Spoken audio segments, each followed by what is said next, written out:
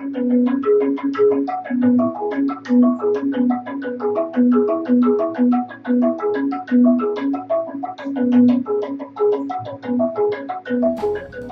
Game Master Brian here, and welcome to Step 1. Can't you just feel the excitement? Well, of course you can. Now, before I go any further, this is a game, and if you don't understand how the game works, you're not going to have any fun, and you're not going to learn nearly as much. So before you go any further, if you've not already done so, watch the video, How to Play Hard and Win Big at Lingua Galaxii. We're going to pause this video right now. Those of us who've already watched the video are going to wait. And while the rest of you go ahead and you watch that video, you come back and we'll be here waiting for you, sitting amongst ourselves, talking quietly.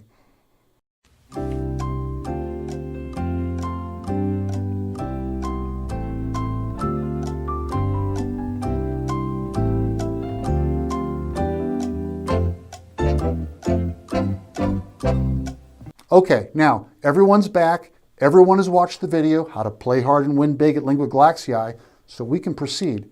Now, we've got two words, one word today. The word is change. It's the subject of our step.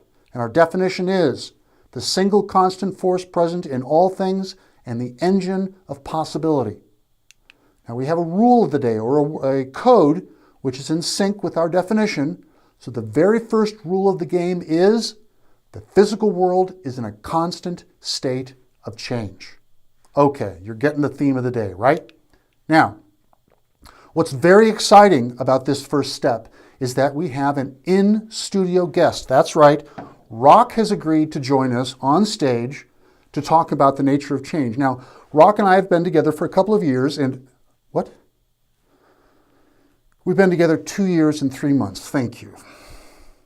Now, I must say, of all the relationships I've had, Rock is probably the most steady. None of those highs, none of those crazy lows, just steady as a steady as a rock.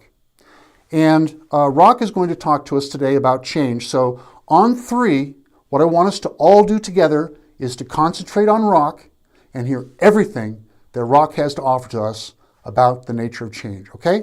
1, 2, 3, go.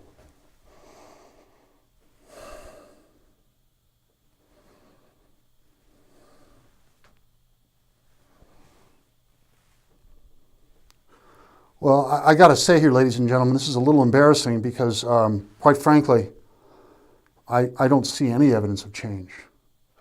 I mean, when we first got together, we'd go out every Friday night without hesitation. But, you know, these days, maybe once a month. So in that regard, things have changed. But in terms of Rock, I don't really see any evidence of change at all.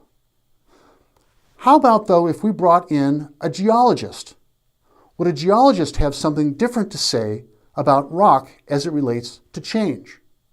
Well, for instance, a geologist might look at Rock and say, hey, you've got yourself an igneous rock here. Now, the moment that we identify this as an igneous rock, we know a couple of things. One thing that we know is about the igneous rock life cycle, that at one point in time, this here rock was molten, liquid, same kind of stuff that throws out the top of a volcano. But unlike liquid magma that comes out of a volcano, what happens in an igneous rock is that it cools underground and then goes through an enormous amount of pressure over long periods of time. Now, Rock and I met each other in Boulder Creek, right at the base of the Rocky Mountains. So we're about 5,000 feet here, but we easily have 14,000-foot peaks very close to where the creek is that runs into the city of Boulder. So we're thinking about this rock, it having gone from a liquid form, under an enormous amount of pressure after it cooled, pushed up through the tectonic plates, and then at some point it would have broken off or calved off of its a larger mass of rock, and then it would have started its process down the stream. So we're talking about enormous amounts of time as rock goes and tumbles, and the water's rushing over it, and that's how we ended up with this very smooth, almost oblong kind of shape. So if a geologist were to come on set and talk about rock, all of a sudden we wouldn't have this thing just sort of sitting there. We would have a very dramatic story about change. Now, from our human perspective, we live maybe 100 years. So from our view, it's hard to imagine what a million years looks like in terms of the life cycle of this rock. It's hard for us to grasp that. But intellectually, we can certainly understand that this rock is very old, has gone through enormous number of changes, very dramatic changes, before that fateful day where we saw each other for the first time. Well, me and Huck out in the creek saw it for the first time laying there underneath the water. Now, what would happen if a physicist came in and took a look at rock and started telling us about rock? Now, instead of the very big, 14,000 foot peaks, now we're talking about the very small. And what do we know about the way rock is made up? Rock is made up with atoms, right? And what do we know about atoms? Well, when we see a picture of an atom, it's usually like a ball or a sphere. But intellectually, we understand that what that graphic image is trying to describe to us is, in fact, the pattern made by the electron or electrons as they fly around the nucleus. And in fact, that electron is moving so fast that for all intents and purposes, from our human perspective, it's solid. When in fact, we know that if everything were to stop in its tracks, the electron would be in one place, not all places at all times, as it appears to us from the human perspective. But what about if we went even further? And I'm going to get my cheat sheet out here. And let's say we went down to absolute zero, which is about 460 degrees below zero. Now, I got to say, you get yourself into that kind of weather, you absolutely have to wear a hat, just as an aside. Well, now we start talking about something called quantum physics. And what we learn from quantum physics is even when you take a molecule or an atom down to 0 degrees, during the hundreds of degrees below zero, you still have something called quantum noise. There's a quantum wave going on. There's movement, and you can't get rid of it. That's the wild thing about one of the wild things about quantum physics, is that no matter how cold you make something, that energy wave is still there. There's still something called quantum noise. And as long as there's movement, what do we have? We have change. So it doesn't matter whether we're talking about rock from the big, long periods of time or down to the tiny, short periods of time, we still have something that is an excellent example of change. And we thank Rock for taking the time out today to come and share his and her experiences in terms of change. Okay. Now, am I the first person to come along and talk about change? Well, of course not. The subject of change has been a hot topic, at least within Western philosophy, for a long time. And we're going to go back all the way to 500 years before the Common Era. And that's the way we're going to talk about time in this game. It's either before the Common Era or the Common Era. So in the past, you may have heard BC, commonly thought of as before Christ. We're not going to use that term. We're going to use the term before the Common Era, BCE. So now we're going 500 years before the Common Era, and we get a guy by the name of Heraclitus. Now, it's really tricky when you start talking about these people because, when I say these people, I'm talking about pre-Socratic philosophers, philosophers that came before Socrates, because we don't really have a lot written down. What we have are the folks that came after them talking about these earlier thinkers. And Heraclitus is an excellent example, is that we know about Heraclitus because of the writings that we have of Plato.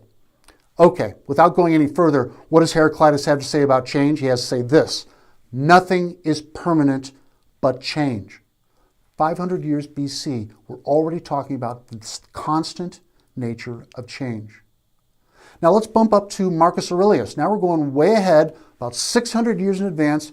We're now in the Common Era, so the numbers have stopped going down and now starting to go back up again.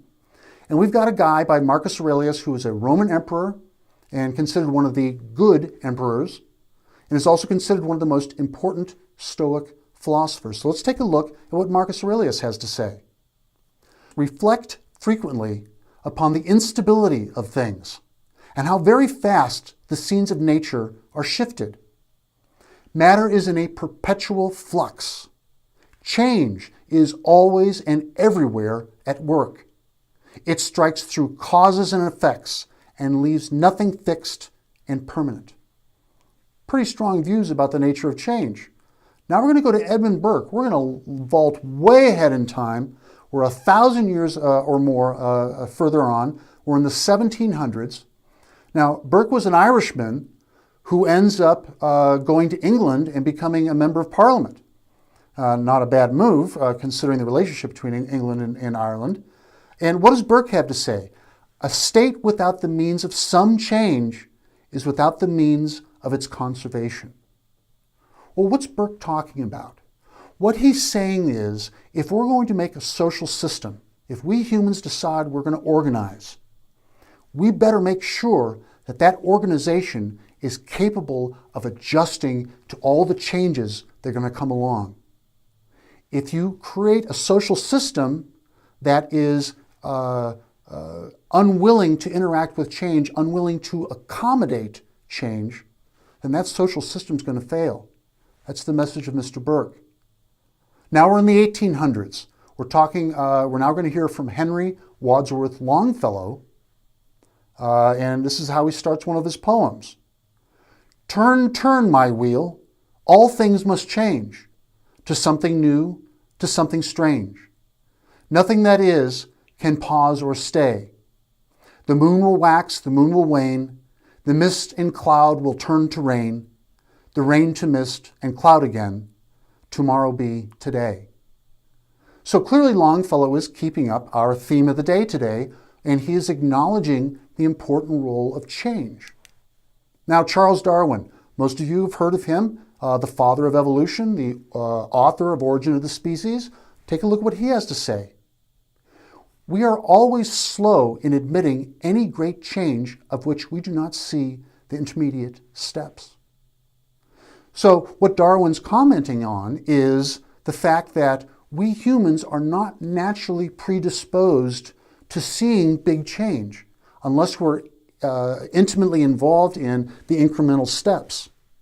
And that's more of a statement about human nature than it is about change. The last person we're going to look at is Isaac Asimov. He is an author, a professor of biochemistry at Boston University, very fancy school, and he was also a science fiction writer, which is the way most people know his name. Now, some of this is using language we would not normally use today because it leaves out all the women, but the guy was born in 1920, so give him a pass here. It is change, continuing change, inevitable change. That is the dominant factor in society today. No sensible decision can be made any longer without taking into account not only the world as it is, but the world as it will be. This, in turn, means that our statesmen, our businessmen, our everymen must take on a science-fictional way of thinking. The importance of accommodating change in the way we perceive the world. Okay, so here's our essay prompt for the day. Tell the story of when you experienced a dramatic example of change in your own life. Go back into the memory vault, find some story that involves change, and tell it to me. That's all you got to do. Easy squeezy, knock out the essay, and you're done for the day, and we'll see you tomorrow at step 2.